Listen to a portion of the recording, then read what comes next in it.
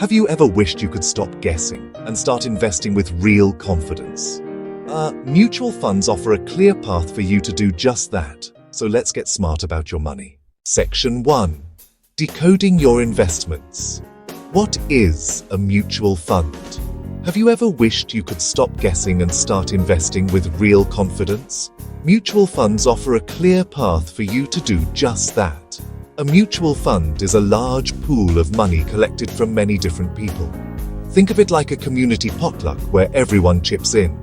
Instead of food, investors contribute money. That collected money is managed by a professional fund manager. The manager decides where to invest the pooled money.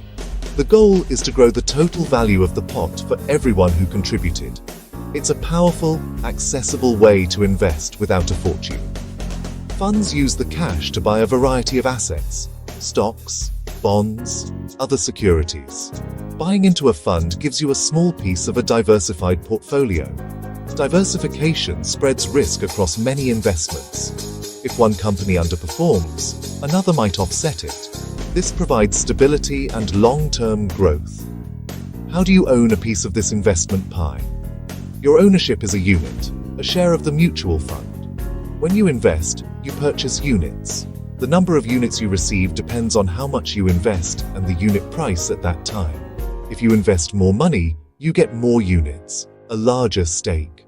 Think of it like buying slices of a pizza. The fund is the whole pizza, and the units are your slices. The price of one unit is called the net asset value, or NAV. This is a number you must know. NAV is calculated daily by taking the total value of all the assets in the fund, then subtracting any liabilities and expenses, then dividing that number by the total number of outstanding units. If the fund's stocks and bonds rise in value, the NAV goes up. If they fall, the NAV goes down. This daily NAV ensures the price you pay or receive reflects the fund's true value at that moment. Section 2. The two flavors of funds. Open versus closed. Now that you understand the basics, mutual funds come in two primary types: open-ended, close-ended.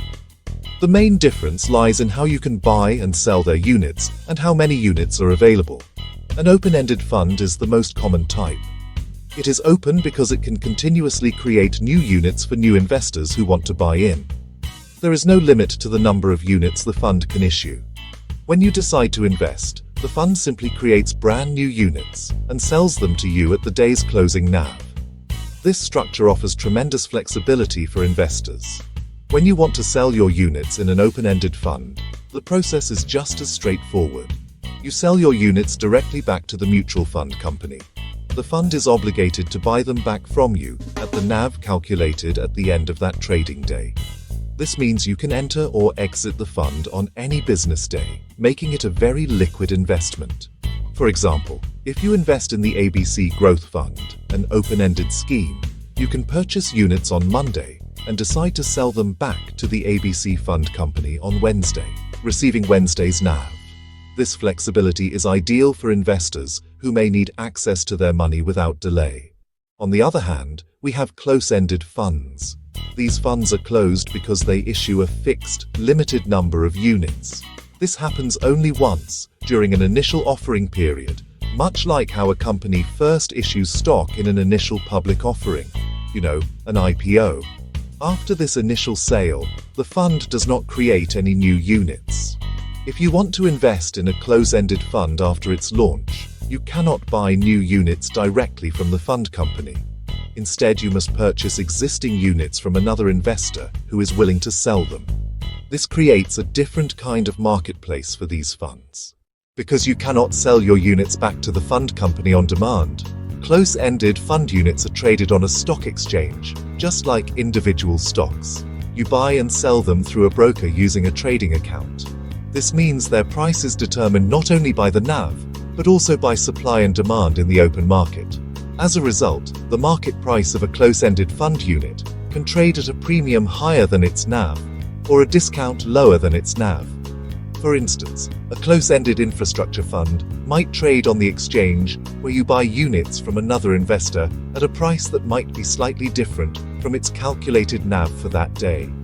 This entire ecosystem of mutual funds, whether open or closed, is accessible to a wide range of investors.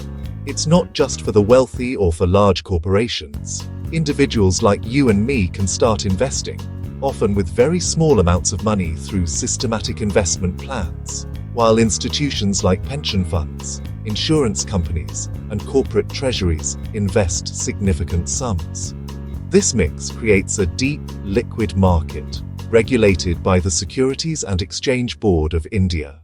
Narrator. As a new investor, the world of mutual funds can seem vast, but getting started is simpler than you think.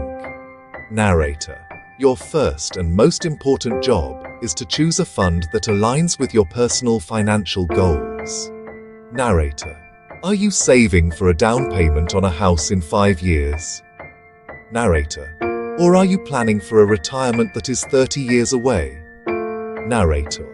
A short-term goal might call for a less risky debt fund.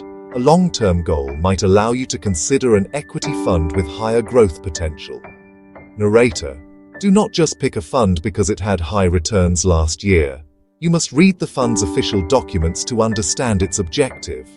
Narrator. Understand the fund's strategy. Know the fund's risk level. Narrator. Once you have a goal in mind, my advice is always to start small.